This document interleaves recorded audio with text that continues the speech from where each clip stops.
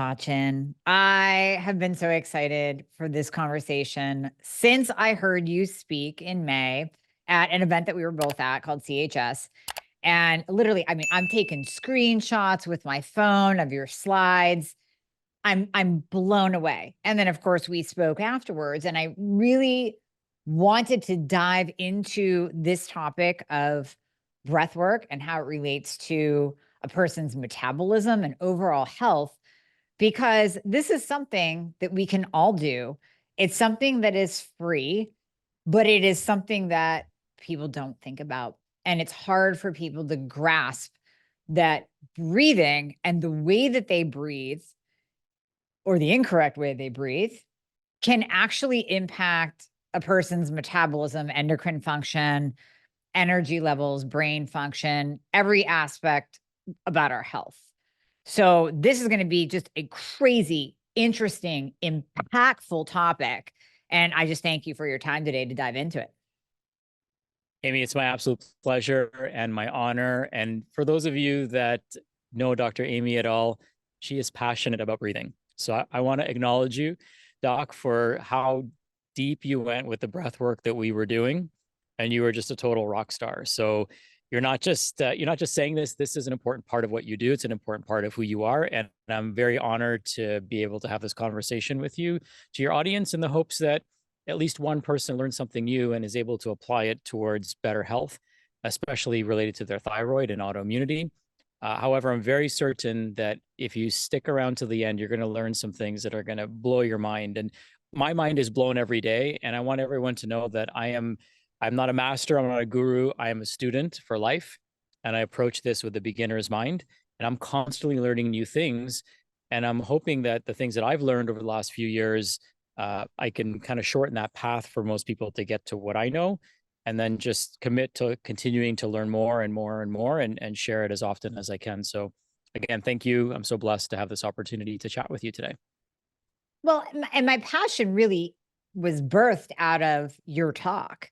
And that's how impactful it was. And then you took all of us through a session of breath work. And no, I was definitely into it. And ever since then, I've been mouth taping, which we'll get into today.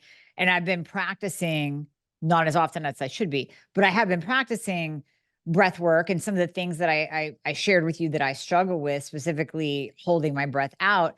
And I've seen noticeable improvement. So I've done it, and now I can actually notice a difference. So let's dive into it, because people are listening to me going, what is she talking about? What do you mean on the exhale? What?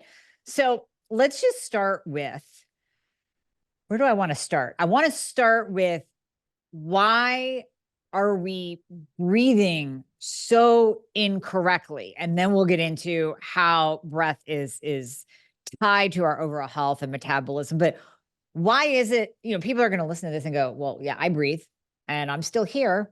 And apparently I'm breathing correctly because I'm still alive, but that's not the case. Mm-hmm.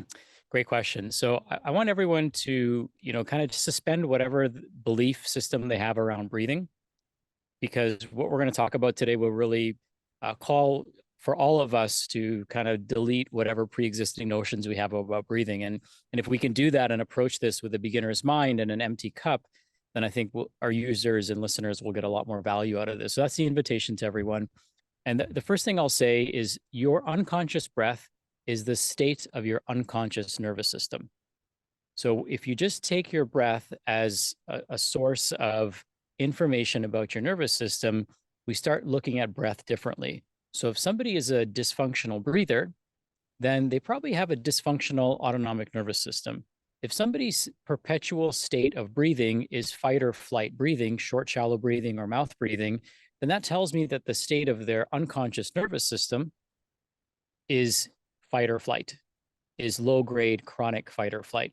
So just an invitation to everyone to just look at breath through a different lens. Now, we breathe for a variety of different reasons, and without breathing, a lot of other systems in our body shut down. It's not just that we die, but a lot of other systems shut down. And because of that, our health suffers in so many different ways.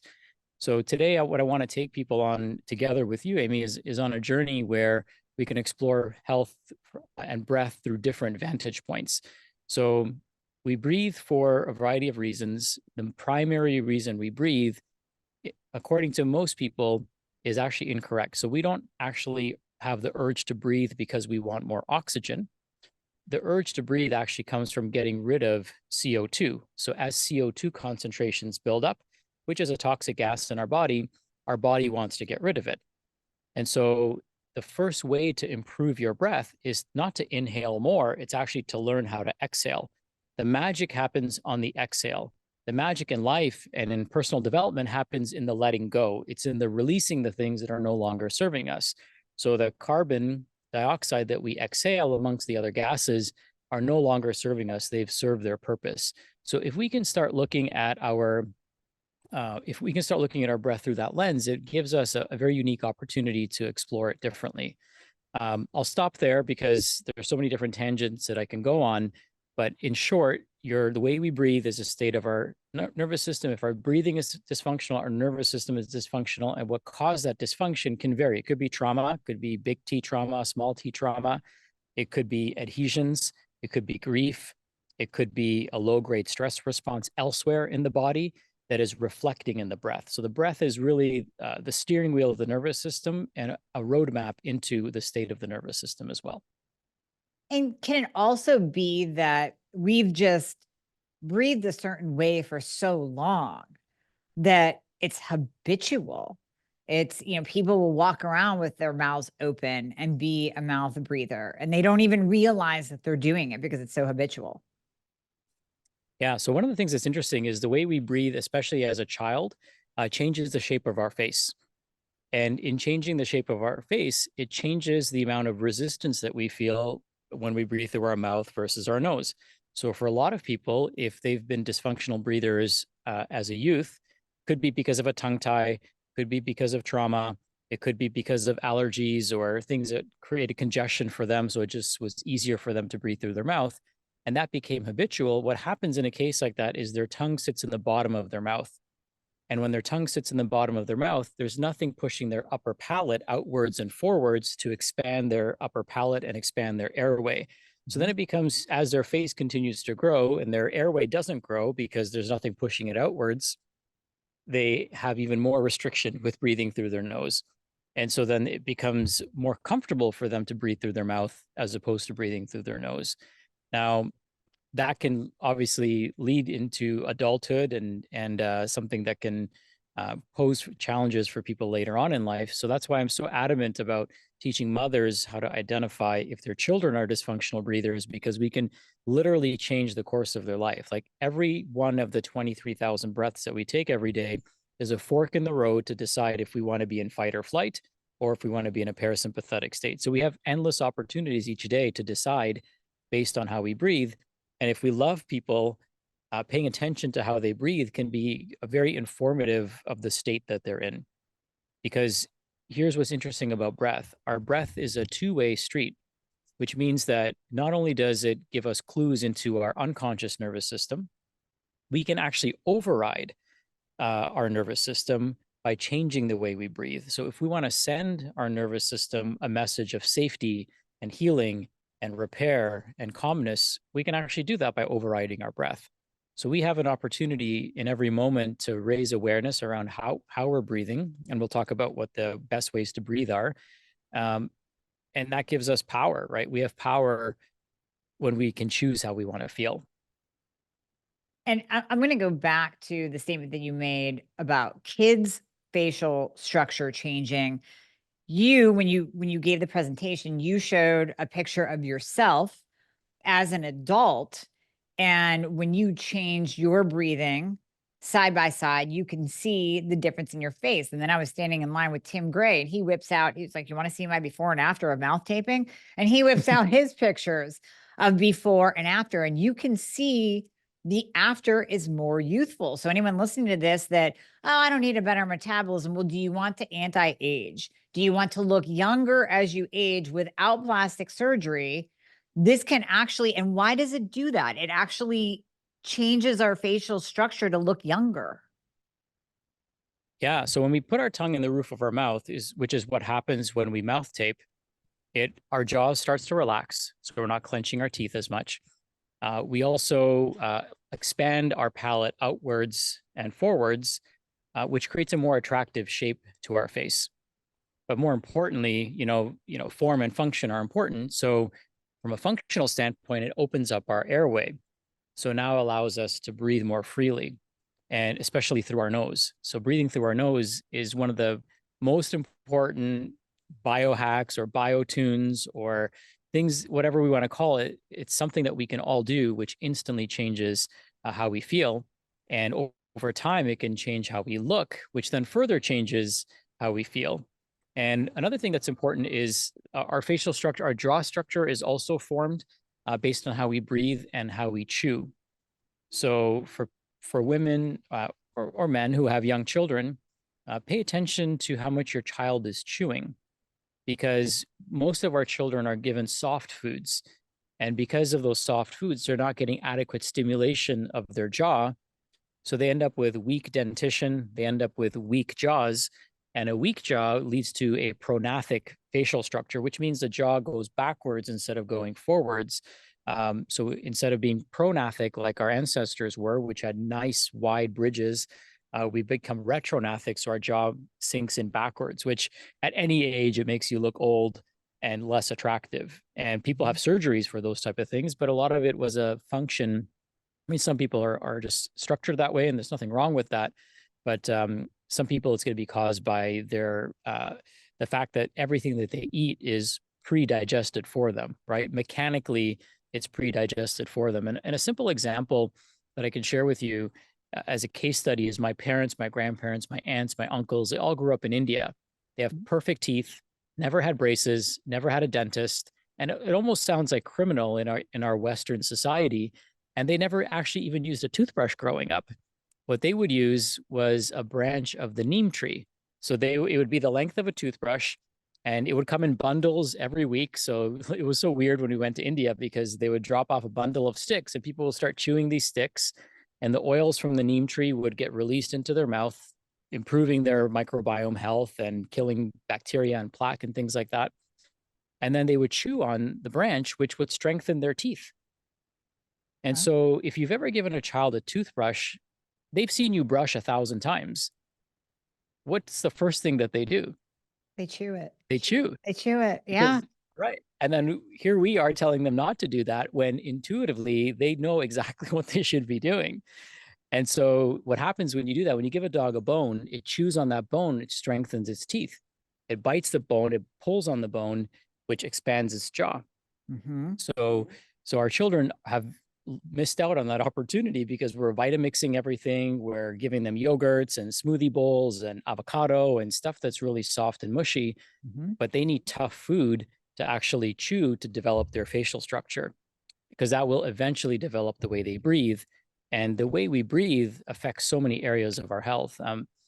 I'll stop there because I'll take a quick breath here, but I hope you can sense my enthusiasm. There's so many different ways we can go with this conversation that can be impactful to the listeners. Oh, I know. Well, you can sense my enthusiasm. I'm here sitting here going, okay, which road do we want to go down next? Because there are so many. So, well, since you brought it up, let's go into how breath and breathing and breath work can start affecting our health. And really specifically, what blew me away is metabolism. Yeah. So for anyone who's interested in losing weight, I think it's important for people to know, where does the weight go? So they asked a handful of medical and health professionals, where does the weight go when we lose it? And out of 100 people they asked, only 2 people got the answer right. So when we lose 10 pounds of body fat, 8.4 of those pounds are actually through the lungs. We exhale the carbon dioxide, which is a byproduct of fat metabolism. And then the other 1.6 pounds, we either sweat out or we pee out, or it goes through our feces, a little bit of it. So it's kind of amazing when you think about it, that we literally are losing weight through the breaths that we take, because the byproduct of that metabolism is water and carbon dioxide, and our body gets rid of it. When we think about our metabolic function, we also have to think of a common term, which is basal metabolic rate. So your basal metabolic rate is basically how many calories you would burn at rest, sitting there doing nothing. But there's no such thing as doing nothing because you're digesting, you're making neurotransmitters, you're making hormones. But the most energy intensive thing that you do when you're just laying on your back doing nothing is actually breathing. So every day we burn 1,200 calories simply by breathing. Now, the average person overbreathes. So just like the average person overeats, the average person overbreathes. So in today's society, somebody's breathing unconsciously takes about 15 to 20 breaths per minute. We only need to take about 6 breaths a minute. And some yogis will take only 1 breath a minute. And Wow. it's totally possible. 30-second inhale, 30-second exhale. We could all do it. Life would really come to a standstill. But Mhm. that's the intention, because the less we breathe, the slower we age. So if you look at any animal and you study a graph of its respiratory rate versus its lifespan, you'll notice that the more an animal breathes, the faster it it ages and dies. So a turtle takes about 3 breaths a minute, lives to about 150 to 200 years old. A dog breathes about 7 times faster than a human and ages 7 times faster. It takes about 35 breaths a minute. So when you think about that, we see that throughout nature, that, and there's this in Eastern philosophy, there's this notion and this idea, and Jack Kruse actually just said this earlier, is that we're born with a certain number of breaths. So an elephant and a mouse take the same number of breaths. One lives for a few weeks, the other one lives for 40, 50 years. Mhm. But it's the same number of respirations that we consume. So metabolism is crucial. So if we can slow down our breath, and I'll close this loop. So if we can slow down our breath, let's say we breathe 1/3 less. So we're taking 10 breaths a minute, right? That would be 3 seconds in, 3 seconds out. Very reasonable way to breathe for most people. You would burn 400 less calories a day, which means that you could consume 400 less calories of food and still be in an anabolic state. Mhm. So when we have people go on calorie restriction diets, which studies have shown over and over again, are hugely beneficial to the immune system, for weight loss, for hormones, for a lot of things, for the right people, of course. If they keep breathing the same way, it's easy for them to go catabolic. But if the client slows down their breath and reduces their calories, now they can stay anabolic while getting the benefits of calorie restriction without feeling hungry all the time, without feeling, without breaking down muscle tissue, without breaking down their bodies. They can stay in that anabolic state. So it allows them to manipulate their calories a little bit more effectively as well. So they're not prone to feeling hungry all the time, prone to cravings and things like that. Well, and I'm going to bring in the GLPs into this discussion because it made me think as you're talking, the glucagon-like peptide injections, the Mounjaro, Wegovy, Ozempic, tirzepatide, semaglutide, everybody knows them, heard of them, many are using them. So we know that they help with weight loss from a multitude of interactions in the body. But one of them specifically is the reduction of appetite because it's slowing gastric motility. So we had Mhm. these people eating less calories, but to your point, they're very catabolic. And we saw Peter Attia talk about this really 6 months after the GLPs kind of hit the scene and said, we're seeing muscle loss. We are seeing lean muscle loss. These GLPs are producing overall weight loss, as in the scale is going down, but 70 to 80% of that is lean muscle. And then 20 to Yep. 30% is fat. So my thought is, as you're talking, anyone on the GLPs, what if you did this breath work to slow your breath? And now that is going to pair up beautifully with the reduction of calories that is occurring with the Mhm. GLPs. And now you have a fighting chance to keep that precious muscle that we need as we age, especially that we need to have a metabolism. Muscle is the organ of longevity. You don't want to burn it. So this is kind of almost a biohack for the GLP people as well to protect their muscle tissue. Yeah, excellent point. And just to kind of add to that dialogue is that uh, so health is really all about the mitochondria, right? And the mitochondria are essentially the battery packs of our cells, and our most of our listeners probably know that already. Now, in the mitochondria, we use electrons to make ATP. So food is actually converted into electrons to help us then make ATP in the mitochondria. Mhm. But food only accounts for 30% of the electrons that have the potential to come into our body. And it's the least efficient way to get electrons into the body because it has to go through your entire digestive and immune system in order to then, and hormonal system to get into the cell to then be converted and utilized. You can get free electrons from sunlight. You can get free electrons from grounding. You can get free electrons from structured water.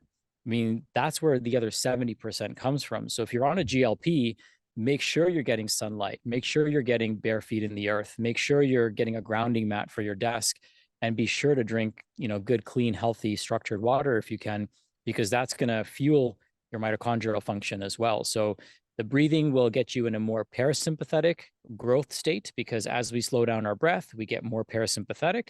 It will reduce your calorie intake, the needs for calorie intake, depending on how much you slow down your breath. Mhm. And even if you just slowed it down 20%, right? I mean, think about that. That's not that much. Mhm. It's just a few less breaths per minute, which is easily doable once you raise awareness around it. And if people just did that, I mean, think of the implications and benefits that they would have and the self and the control they would have. And here's another interesting fun fact is that people who breathe through their mouth actually require more sugar in order to taste the sweetness.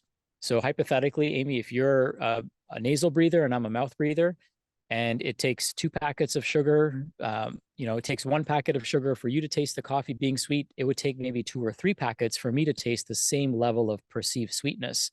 So how we breathe actually changes the way food tastes. And that makes sense because our saliva enriches our food flavoring, right? So if our mouth is always dry because we're mouth breathing, food isn't going to taste the same because their saliva helps us actually taste our food.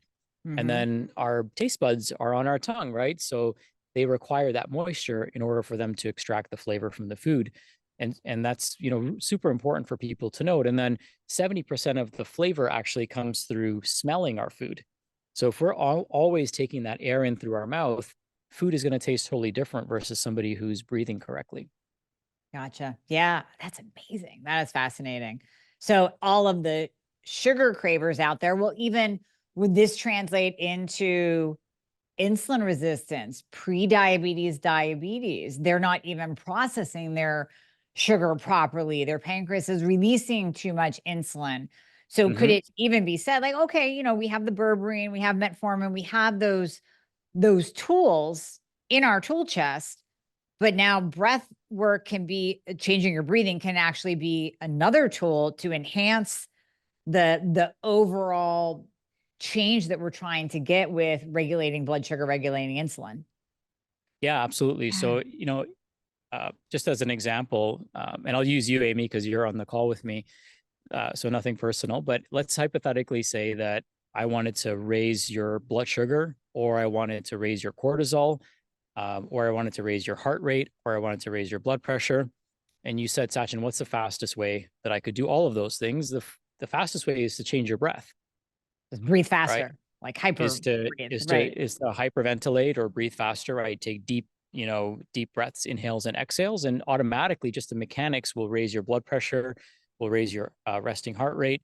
Your body now is going to assume you're in a state of fight or flight, so it's going to raise cortisol, adrenaline, noradrenaline, and you're going to obviously, as a result of that, raise blood sugar.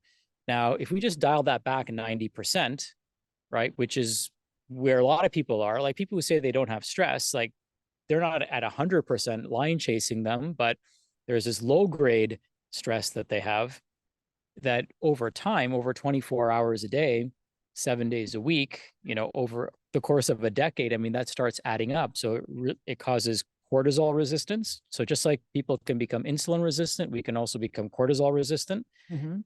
which actually happens first. So then it takes more cortisol to create the same response. And then the more cortisol they make, the more insulin they end up producing, and then they become insulin resistant. Yep.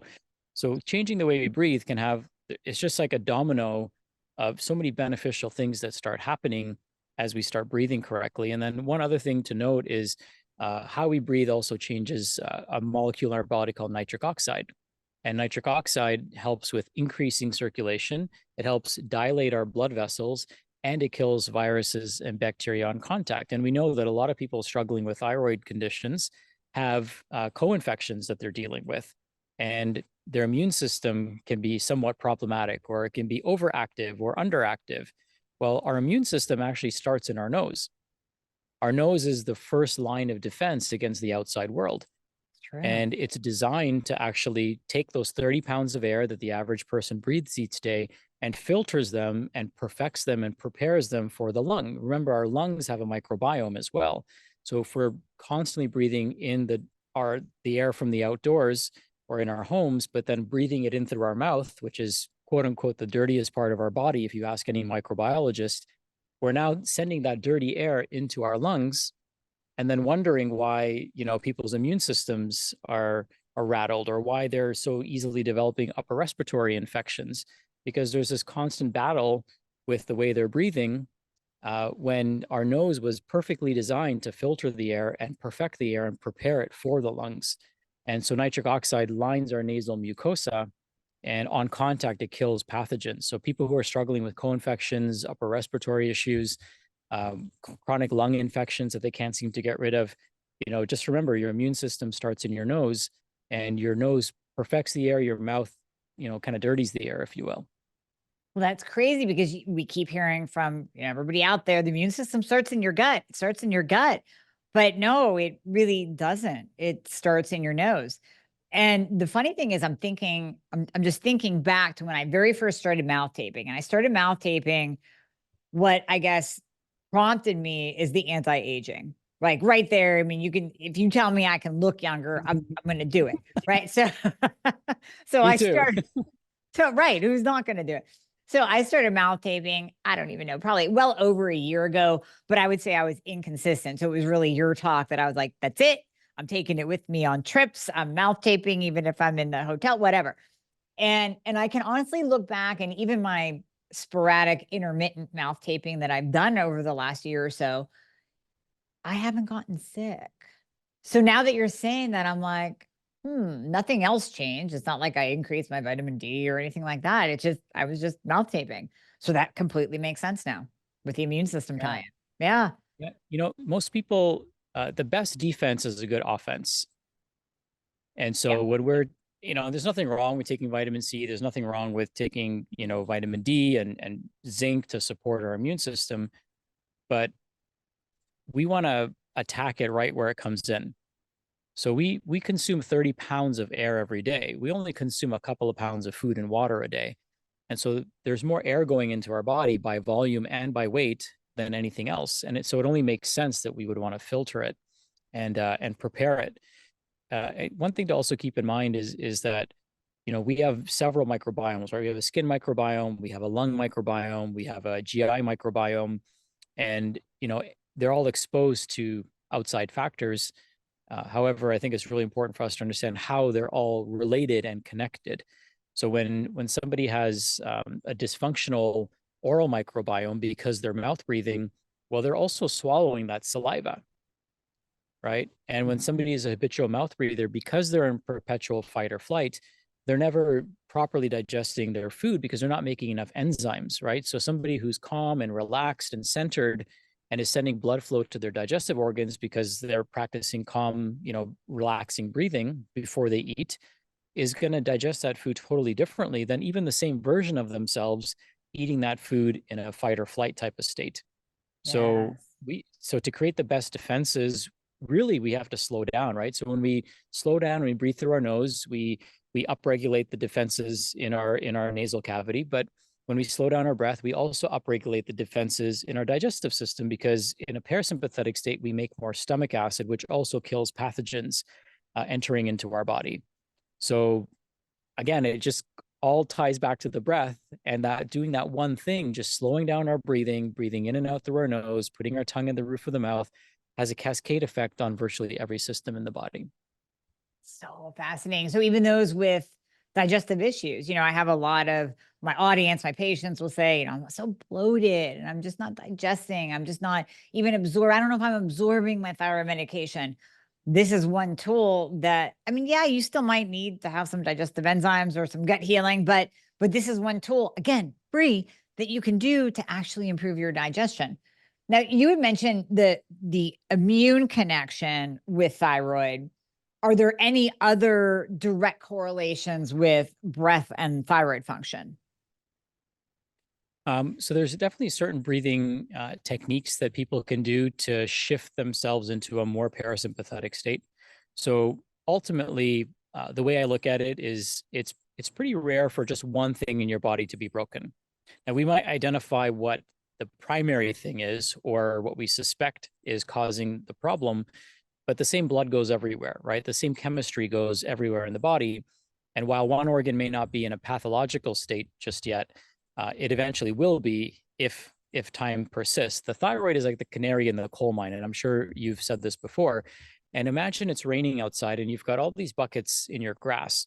The thyroid is probably one of the smallest buckets, and so it's going to start filling up and overflowing pretty quickly.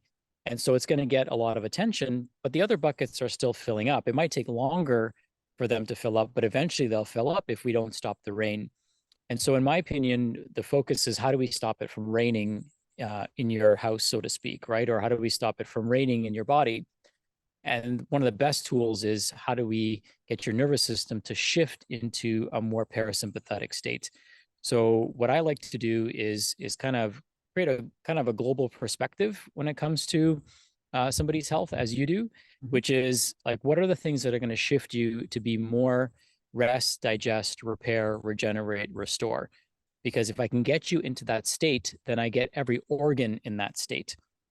And so the fastest way that I'm aware of is if you don't have the device, would be your breath. If you have a vagal stimulating device, then there is durable medical equipment that can stimulate your vagus nerve electronically to get it firing, right? But our breath can do that as well. Our diaphragm is very heavily innervated with our vagus nerve. What's also interesting about the diaphragm is that it's referred to as the second heart. And so it assists our heart in pumping blood. It also, underneath our diaphragm is where our largest lymph nodes in our body are. And that makes sense because every time we breathe in and out, we would want that lymph to be pumping and moving as opposed to stagnating. So, a lot of dysfunction starts in the lymphatic system when we can't remove waste, when we can't get rid of things. And so it creates sluggishness. So I would say that if we get people breathing better, their cardiovascular system works better, their metabolism works better, they go into a more rest, digest, repair state. So now they're not making as much reverse T3. They're sending more blood flow to their digestive organs. Their GI lining is getting the appropriate blood flow so it can repair and heal itself. As we know, people who are in fight or flight have a 70 to 90% decrease in blood flow to their trunk organs. And so if we want those organs to function properly, we need blood flow to go to them. They can't be in this suspended state of animation all the time, which is what happens when we're in fight or flight. So we use things like nature, we use things like breath, we use things like journaling and gratitude. We use adaptogens like reishi or ashwagandha. Anything that we can do to shift people into that more parasympathetic state. We also very heavily emphasize proper sleep. I think a lot of people don't get sleep. And then another thing that we really focus on is lighting, because that's like the next frontier in health is going to be how important proper lighting is for our overall health and wellness. And circadian rhythm. And now we're finding that the light that you're exposed to, the different wavelengths can affect your metabolism as well. So it's just, it's crazy what we're diving into. And as you were talking just now, I'm thinking back to what you said previously. If you want to increase my cortisol and increase my blood sugar and throw my body into chaos, just breathe more. And so that correlation with thyroid, we know elevated cortisol levels push up reverse T3, impair the absorption of T3. When you're in a high blood sugar, high insulin resistant state, that's going to push up reverse T3, shut down thyroid function, increase inflammation in the body. So there is that tie. Yes, there's the buckets, but then there's the flip side of, and if you don't breathe well, if you're a mouth breather, if you're breathing too quickly and you're not paying attention to your breath, you're indirectly hurting your thyroid function through all these other mechanisms that are happening in the body, just that stress response from that fast breath. Yeah. And I'm sure your listeners know this, but it's worth mentioning is that when you have one autoimmune condition, which is 90% of the case with thyroid clients, then you are 50% likely to have another. Yeah. So we could play whack-a-mole and try to figure out what they all are, or we can kind of go, you know, um, to the apex of where this problem might be starting from, and do some of the simple things that, as an absolute worst case scenario, will have such a profound effect on so many different areas of your life. And I would, bet the barn that a thyroid client would notice an improvement in their numbers if they stop snoring at night, if they stop mouth breathing, they slow down their breath, if they shifted into a more parasympathetic state, practice periodic bouts of 10 minutes of breath work and things like that to release stored trauma and grief, to release some of those things that we're all kind of holding on to. And we know that our adverse childhood experiences oftentimes lead to autoimmunity in adulthood. And some of these could be pre-verbal, so we may not even be expressing them, but they're locked in our lungs and locked in our diaphragm. So, with guided breath work exercises, people can also start releasing some of those traumas that they may not even know that they're holding on to. Well, it's interesting because I was just recording with Dr. Mindy Pels this morning, and she was asking me about trauma and how it relates to the thyroid. And we were kind of talking about that, how even past trauma can affect our health now. And what's interesting is what I didn't say is that connection of yes, the childhood trauma that then threw us off with our breath.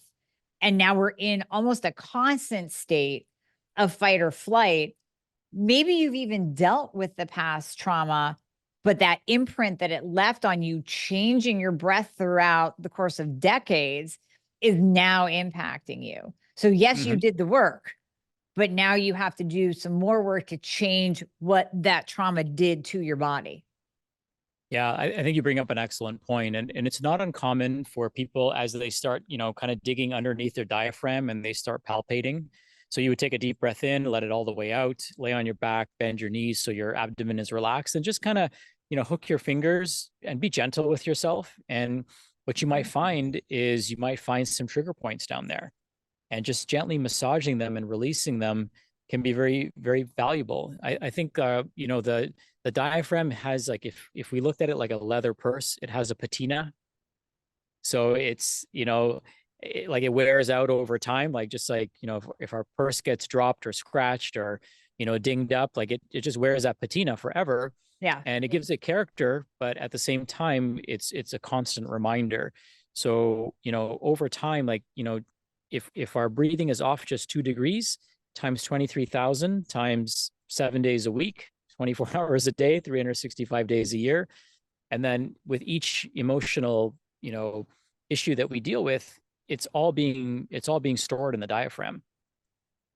Because think about what happens when we experience something stressful. What do? We gasp, we hold our breath, right? When a child is crying, right? The best thing you can do for your child is let them cry, because the signature of crying actually soothes the nervous system. But when we tell our children to stop crying, now they're having to hold that diaphragm in tension, right, to stop themselves from crying. And guess what? It starts to develop adhesions and scar tissue and trigger points, which then change the way they breathe over the course of their lifetime. And it doesn't take much, especially it's because it's something we do so much, right, for it to be off just a little bit and have a significant impact over time. Wow. Yeah, absolutely. And I'm even thinking of adults that don't cry. We all tend to hold back. I want to hold back. I want to be strong. I want to present as having strength and in control. And so we're kind of doing it to ourselves as well. Just holding Yeah, that in. I would agree. Yeah, and it's, the breath work that you've attended.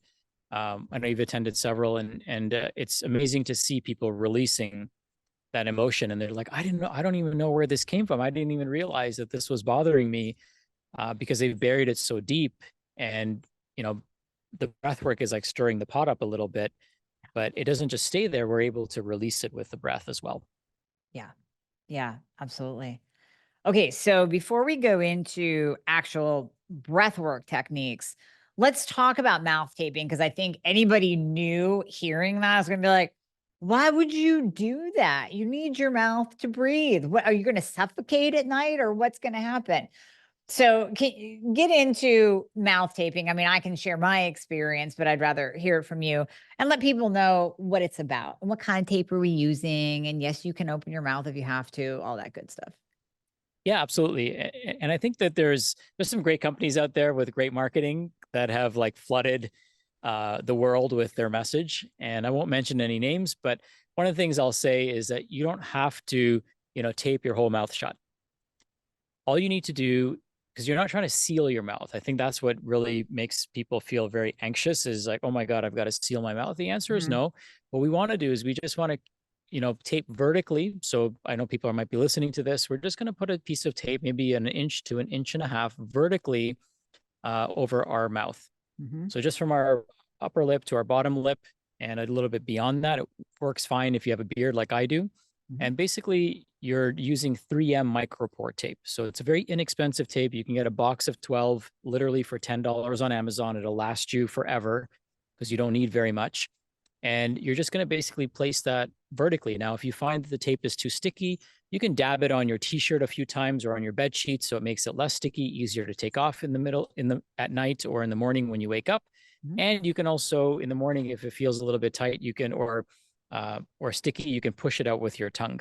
mhm. When I have my mouth tape on, I can still drink through a straw if I wanted to. I can still talk. I can still breathe through the side of the tape, through the side of my mouth. Uh, so it doesn't create that feeling of claustrophobia or suffocation. Now, an alternative for people who don't like the idea of taping is you can also wear a chin strap. So you can get Mm, an over the head chin strap that keeps your jaw closed and your right, jaw relaxed. Um, so that's another alternative for people as well. So either one, whatever works. A chin strap might cost $30, and that's like 10 years worth of mouth tape. So if you're trying to save money, then the mouth tape is the cheaper alternative. But yeah. that could be an alternative for people. There's also something called myo tape, and myo tape is a type of tape that goes around your lips. So you can still talk, you can still, eat, you can still like yawn and do all those things and open your mouth. But when you're relaxed, when your jaw is relaxed, it'll automatically close up. And Okay. this could be great. This could be great for children. So if you're actively trying to open your mouth, your mouth is going to open. But when your mouth is relaxed while you're sleeping, then it's going to essentially cause it to go into that closed position. So, parents with young children, myotape, myotape, that could be a safe alternative that doesn't create that anxiety for people. And what people notice is quite remarkable when they start mouth taping. They start dreaming again. They stop waking up in the middle of the night to go pee because mouth breathing is a diuretic. Mm, They notice that they're not snoring as much. Some people stop completely, depending on where the airway obstruction is. They'll also notice that their mouth isn't dry in the morning. People will report if they've been consistently mouth taping and they go to their dentist. Their dentist will even ask them, like, "What are you doing? You have like no plaque buildup and you have no new cavities." Mouth breathing is the number one cause of cavities, and they don't have morning breath anymore either mhm. because the number one cause of bad breath, halitosis, is mouth breathing. So there's so many things that start to improve. And now they've taken about, 7,000 to 8,000 breaths that we take while we're sleeping. They've now taken those breaths through their nose, which means they're going to wake up and they're going to have 6 times more nitric oxide production happening overnight. They're going to wake up feeling more refreshed. They're going to wake up and their blood sugar isn't going to be through the roof. So a common cause of high blood sugar in the morning, despite eating healthy and exercising, is actually dysfunctional nighttime breathing. Snoring or sleep apnea can be a contributing factor to that. And yeah, they're not going to need like stimulants to get them going. And there's so many things that they're going to notice improving. And it happens very quickly. So we just had a testimonial come in a few weeks ago. A lady just saw me on a podcast similar to this and started mouth taping and emailed me 2 days later saying, "Oh my God, like I have the energy to work out in the morning again. I'm dreaming again. I'm waking up, ready to tackle the day." And, the old me, I can only imagine the number of supplements I would have prescribed to this person or the number of labs I would have done on this person to try to figure out why they're so tired in the morning when really it was just their dysfunctional nighttime breathing that was causing it. Well, this is great because I'm always looking for other things that, and I always think of my patients when I'm talking to people on a podcast, and other things that specifically my patients, but my audience as well, can do to elevate their health, but also to break through some plateaus. So the common message that I'll get from a patient is, I'm really, really tired and I'm waking up in the middle of the night and I'm fatigued through the day. I think I need more thyroid medication. And I'm like, well, maybe, but, and this is where we get into, are you drinking enough water? Are you eating enough protein? Are you sleeping? And now I'll add on, are you mouth breathing? Because that stat alone of elevated blood sugar, oftentimes I'm saying, well, you're waking up at 2 a.m. because your blood sugar is on this roller coaster and you're probably plummeting into a low because you spiked high. But now you're making me think through this and go, all right, it might not be what they ate before bed. They might still have that dysregulated blood sugar, but is it tied back to the way that they breathe? And will mouth taping correct that sleep issue and thus correct their fatigue the next day? And it's that simple. No need for more medication. No need for another supplement, right? Not no other program, no other functional test. Like all you have to do is buy some mouth tape and try that out and see if it works.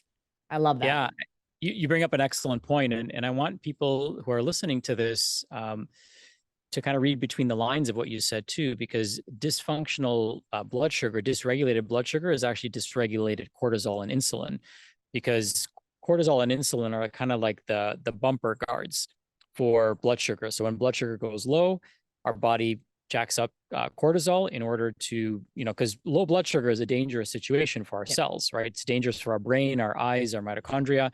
So we need energy.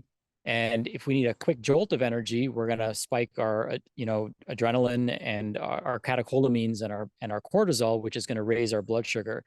But then to bring it back down, the other bumper guard is insulin. So our insulin and cortisol are going to be doing this dance along with our blood sugar. And the significance of that is that the cortisol is going to negatively impact thyroid hormone conversion. So the medication won't even work as well because it's not converting as well in the liver.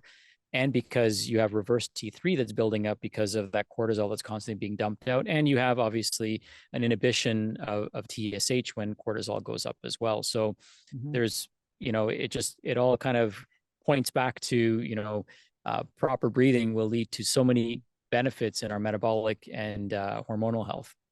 So many, so many. So I know you offer a free, is it a course that actually teaches people what you've taught me of how to breathe properly? Yeah, so we have a few trainings and everything I've done so far in the breathwork world has been for free. It's actually become a really fun passion project for me to share this with the world. And so we have a link that we'll share. And when you go there, it's breathworkwithsachin.com. And when you go there, you'll get a keynote presentation, which does a deep dive into some of the things we talked about today. And it's a little bit more structured. So it gives people like all the bullet points that they need. So they can, some people need that. They need all the data points. So it's all there, all the research articles and things like that. I also share a different guide. So one of the guides I recently created is called Breathe Like This, Not That. And so it teaches people how to breathe based on how they want to feel. So just like there's an app for everything, there's a breath for everything. So if you're going to meditate, there's a way to breathe. If you want to fall asleep, there's a way to breathe. If you want to check your email, there's a way to breathe. If you want to go for a jog, there's a way to breathe. If you want to have better sex, there's a way to breathe. If you want to hold space for somebody, there's a way to breathe.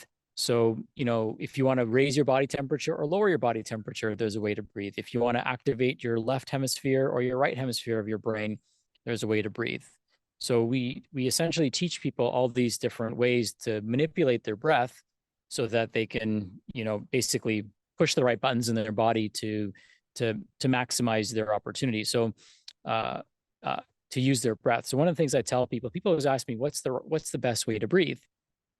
Well, the best way to breathe is to breathe in accordance to what your environment and activities demand. So there's a different way to breathe if I want to fall asleep versus a different way to breathe if I want more energy. So an example would be bellows breath. If I don't want to drink coffee and I want to kickstart my day, and raise my adrenaline faster than a cup of coffee would. Or I want to, instead of drinking coffee in the afternoon because it throws off my sleep, I wanted to use a breathing technique.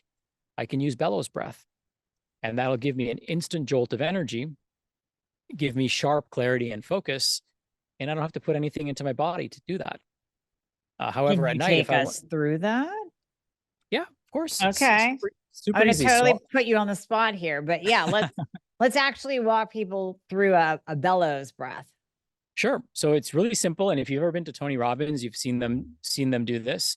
And so essentially what we're going to do is we're going to sit up in a comfortable position, and whatever that means for you. And you're going to put your hands up to your side and make a gentle fist. So I know some people are listening to this. So I'm going to try to describe this virtually. So it's almost like you have your hands up in the air, like you're being, like you're saying you're not guilty. And then you're just going to make a light fist.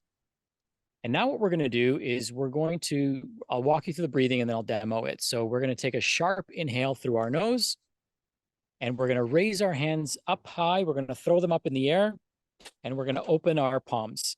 So we're going to come here, down, take a sharp inhale. And then on the exhale, we're going to breathe out through our mouth, and we're going to bring our arms back down forcefully.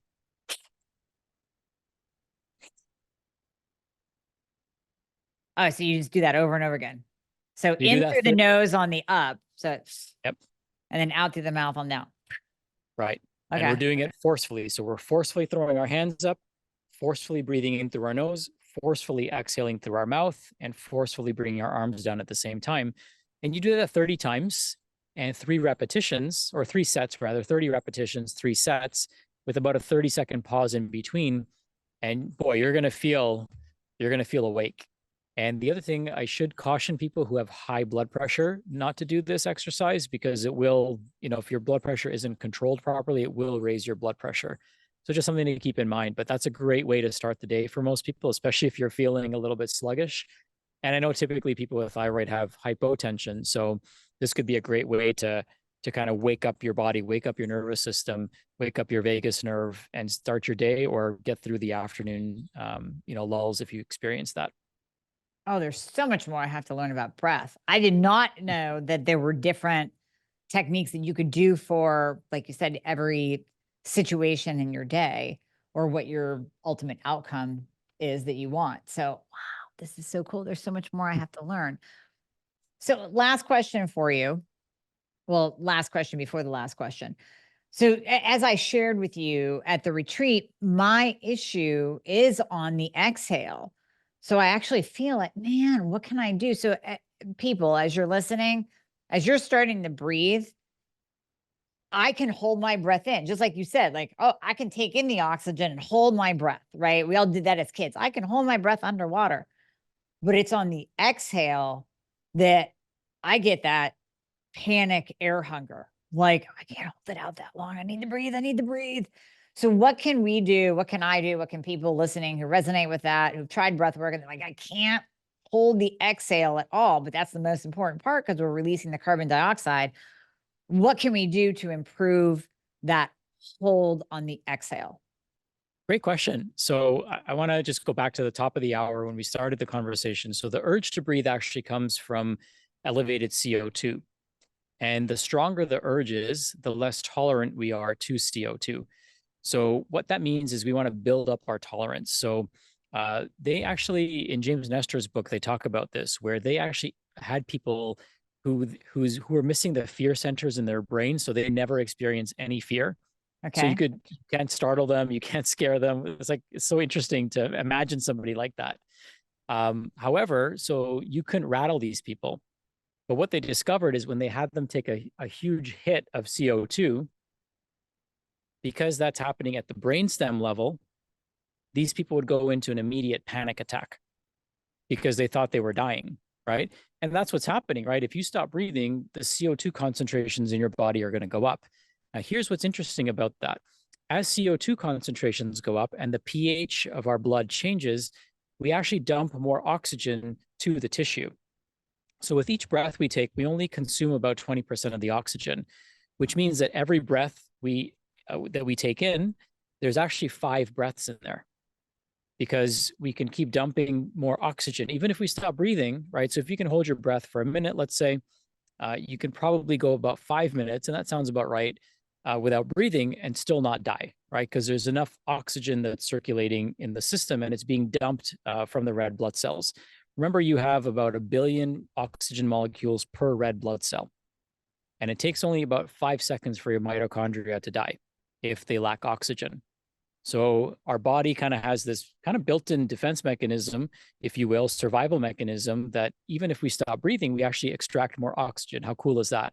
And if you want to look it up, it's called the Bohr effect. Okay. Now, if we want to increase our tolerance to CO2, then we have to practice being in those type of states and then use our monkey mind to kind of override that experience that we're having, because we know we're not going to die. You actually cannot hold your breath and die. You would faint and then you would start breathing again automatically. So it's impossible to do that. Of course, you can drown or suffocate. So what I encourage people to do is build up their CO2 tolerance. And the way I do that is, first, the basic thing that we can do is lengthen our exhale. So the exercise I would invite you to do, Amy, is I would have you take a few clearing breaths, deep breath in, deep breath out, deep breath in, deep breath out, and another one, a third one. And on that last breath, the fourth inhale, you would inhale in through your nose as deep as you can. And then instead of exhaling, you would slowly exhale and you would imagine a continuous stream of water pouring out of your nose, but it's the air pouring out of your lungs. And you're trying to exhale for as long as you possibly can. Now, I know some of the exercises we've done together is where you're exhaling pretty quickly in about 6 seconds. And then that CO2 concentration really starts building up pretty quickly because your lungs are in their, smallest position. And so the concentration of the gas builds up pretty quick. But if you could slowly exhale, then the concentration of the CO2 is building up slowly. And you're also getting your nervous system into a more relaxed state at the same time. So that's an active way you could do it. Another way you could do it is you can go for a walk. And when you go for a walk, what I encourage people to do is, we call it the 6-stepper. So I breathe in for 6 steps, breathe out for 6 steps. That's my pace of breath when I'm walking. When I'm doing my CO2 training, what I'll do is I'll take it a couple deep breaths in, a couple deep breaths out, and then I'll plug my nose and continue walking. And I will count how many steps I can take until I have a strong urge to breathe again. And so it works out to about, 25 to 30 breaths on a good day. But that helps me kind of, it's very interesting because it's almost like what you would imagine dying would be like, right? Like that would be, when you die, that would be the last experience that you have, is you take your last breath and then you slip into the next realm. But so you're actually facing that feeling as you're going through this process. So it's not an easy feeling because it does trigger anxiety at this level of the brainstem, and your body does go into a panic, but we can override it with, just a little bit of practice and also that awareness that I'm not going to die, I'm going to be okay, and I'm training my body to become more tolerant to it. I love that. I was doing the walking, but I got away from it. But now I'll do both. I like the other one that you just said about the stream of water, because I can picture that, and then I'll take my mind off of the fact that I think I'm dying. So yeah, I'm definitely going to do that, because now I know. I think it helps. And the reason why I brought you on as well is it helps to know the science behind it. It helps to know the why. Whenever we're doing any kind of health change, whether it's changing your diet or diving into something like breath work, if you know the why you're doing it and what the outcomes could potentially be, it's more incentive. It's more incentive to do it, and it's more incentive to stick with it. So that's why I love the explanation that you give as well. Thank you. Well, Sachin, thank you for your time. We're going to put the link for your free offerings in the show notes, but can you tell people where they can find you, because you do so much more? Like you said, this is your passion project, but you do way more than just breath work. Yeah, thank you. First of all, thank you for the opportunity to share today. And you're such a great interviewer. I enjoyed our time together. So they can go to breathworkwithsachin.com and they'll get, any new resources I create will all be sent to people who register there. There's some keynotes there. There's some notes from James Nestor's retreat that I went to. There's some additional guides. There's a stop snoring guide that's in there where I walk you through the step-by-step process to stop snoring, and all the apps, all the free apps and things like that I use as well. And then you can also find me on Facebook at Sachin Patel, always sharing my most, latest updates and health information and knowledge over there. So you can find me there on my personal page. And then you can also learn more about what we do in our practice at becomeproof.com. What we help people do is optimize their metabolic health using a multifaceted approach to create health. And our clients get amazing results by simply going back to the basics. So we love helping people, teach them how their body works and help empower them to be their own best doctors as well. I love that. I love that. Well, we'll put everything in the show notes, and thank you once again for your time today. It was beautiful. My honor, my pleasure. And thank you again for the opportunity. I appreciate it.